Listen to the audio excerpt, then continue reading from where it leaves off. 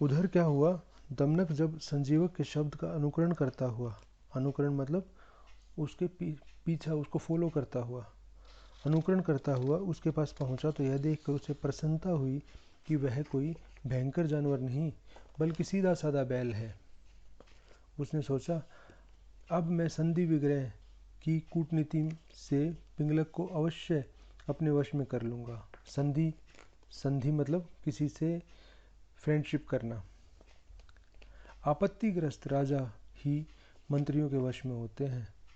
कहते हैं जिसके ऊपर मुसीबत पड़ जाए, जिस राजा के ऊपर मुसीबत पड़ जाए वही मंत्रियों के वश में आ जाते हैं।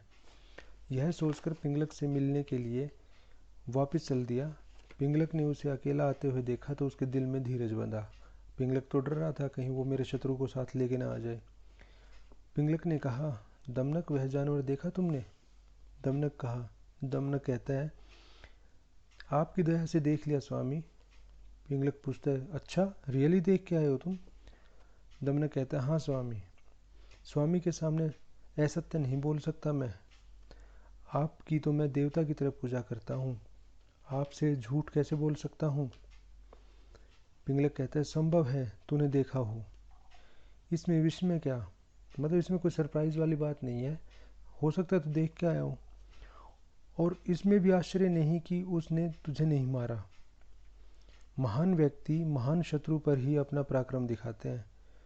शेर कहता है कि वो तुझ जैसे तुच्छ प्राणी को क्या मारेगा, वो एक महान शत्रु है, महान इंसान, महान पशु लगा लो या महान इंसान, तो वो एक स्ट्रॉन्ग शत्रु को ही मारेगा।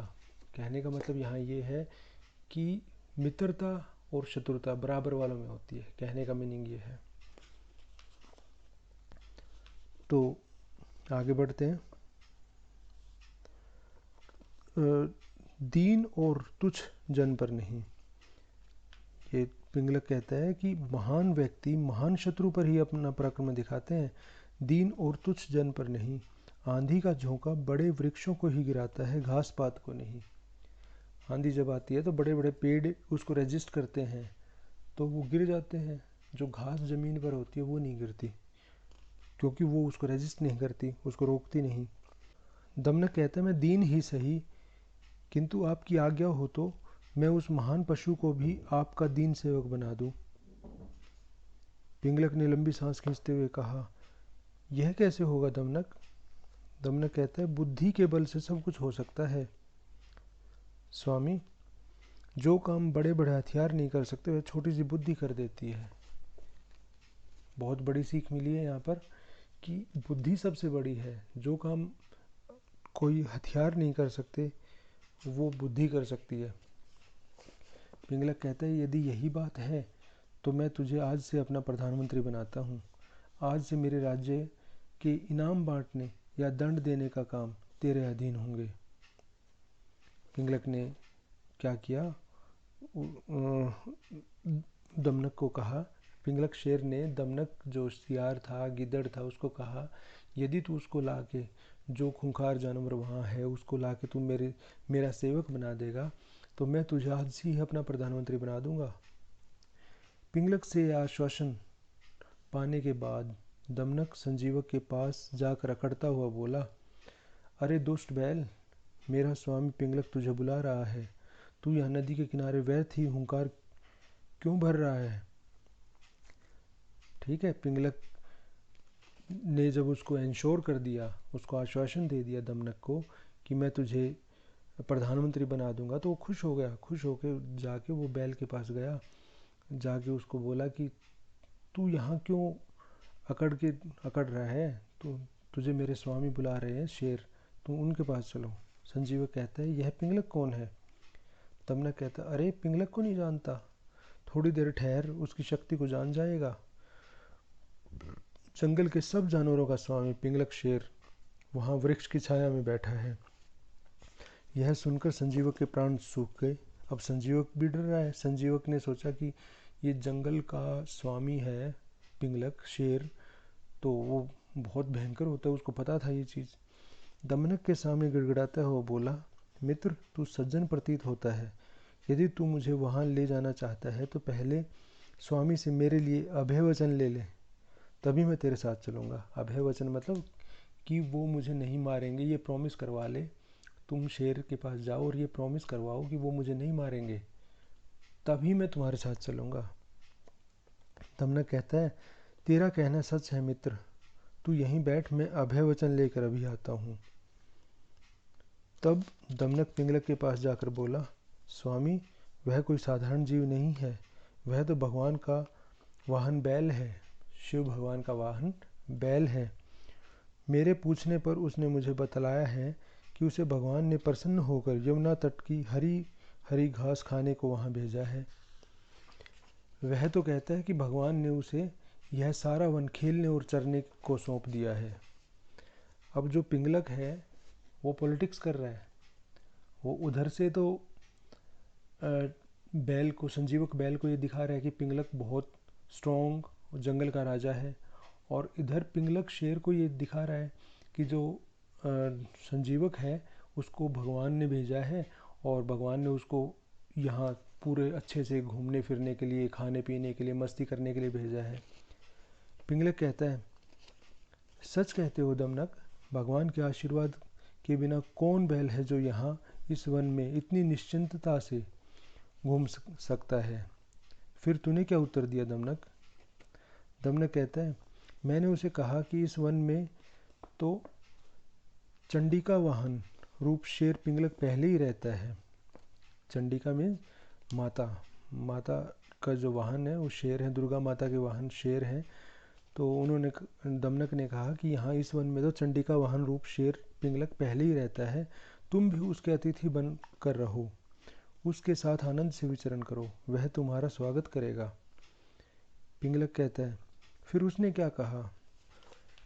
दमनक कहता है, उसने यह बात मान ली और कहा कि अपने स्वामी से अभय वचन ले आओ, मैं तुम्हारे साथ चलूँगा। अब स्वामी जैसा चाहें वैसा करूँगा।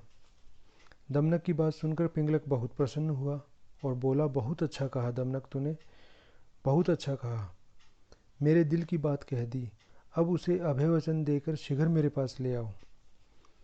दमनक संजीव के पास जाते जाते सोचने लगा, स्वामी आज बहुत प्रसन्न है, बातों ही बातों में मैंने उन्हें प्रसन्न कर लिया।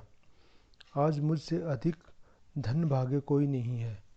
अब दमनक खुश हो गया कि आज जो मेरे स्वामी हैं, राजा हैं, वो मुझसे इतने खुश हो गए।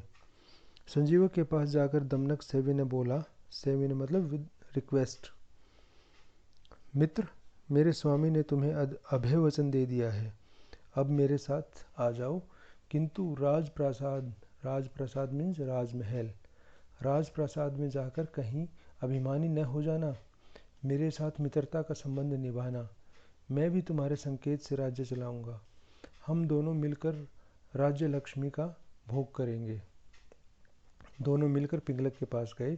पिंगलक ने नख विभूषित दक्षिण ओर का हाथ उठाकर पिंगलक का स्वागत किया। नख विभूषित में नाखूनों वाला, अपने नाखूनों वाला दायां हाथ उठाकर पिंगलक का स्वागत किया और कहा, कल्याण हो आपका, आप इस निर्जन वन में कैसे आ गए? संजीवक ने सब वृतांत कह सुनाया। वृतांत मतलब जो पूरी स्टोरी थी, उसकी पुरानी स्टोरी उसने सारी कह दी। और पिंगलक ने सब सुनकर कहा, मित्र डरो मत, इस वन में मेरा ही राज्य है, मेरी भुजाओं में रक्षित वन में तुम्हारा कोई बाल भी वाका नहीं कर सकता। फिर भी अच्छा यही है कि तुम हर समय मेरे साथ रहो। वन में अनेक भयंकर पशु रहते हैं, बड़े बड़े हिंसक वनचरों को भी डर कर रहना पड़ता है। तुम तो फिर भी निरामिष भोजी हो। निरामिष मीन्स वेजिटेरियन, शाकाहारी। शेर और बैल की इस मित्रता के बाद कुछ दिन तो वन का शासन कर्कट दमनक ही करते रहे, किंतु बाद में संजीवक के संपर्क में पिंगलक भी नगर की सभ्यता से परिचित हो गया।